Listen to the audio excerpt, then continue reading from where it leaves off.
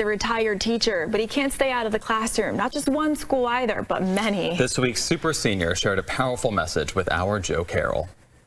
Get it out! At 112, Centennial Field is the granddaddy of baseball. It's even older than Fenway Park. I don't get too religious here, but like a cathedral. It's just such a special place.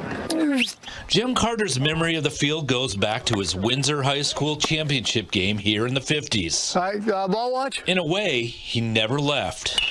Geez. Jim was the UVM assistant coach until the school cut the program in 2009. You know, we're a pretty well-oiled machine. Now he's the coach of the club team. It's teaching, it's teaching. It's clear that Coach Carter has a passion for baseball, but he has another commitment, and it hits close to home. You can see it's still painful for him to tell, but it's a message that he really wants to get out. Terrible day. Absolutely worst day of my life. Jim opens up in driver's ed class at Colchester High School. And I was involved.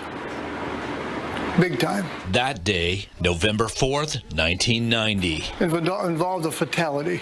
Two best friends from Mount Mansfield High School were in a car. Susan was wearing a seatbelt. Andrea wasn't. Now, I will tell you, I wasn't responsible for the crash. I was about a half a mile from the crash when it happened. Jim leaves the rest of the story until the end, like a cliffhanger in a novel.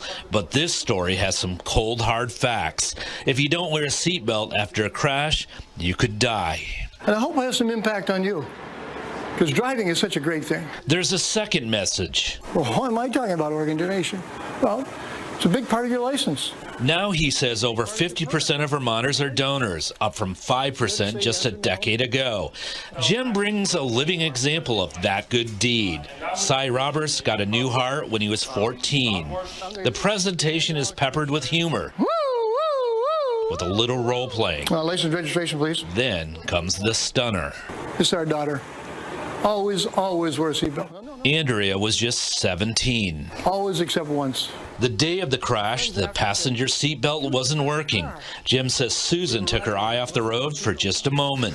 When she did that, they drifted into the oncoming lane, crashed head-on to another truck. Andrea's head went violently into the windshield. Susan walked away. Really tough for us.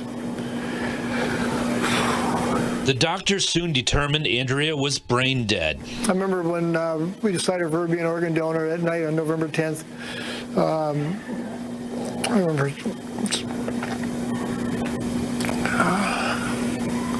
remember saying goodbye to her.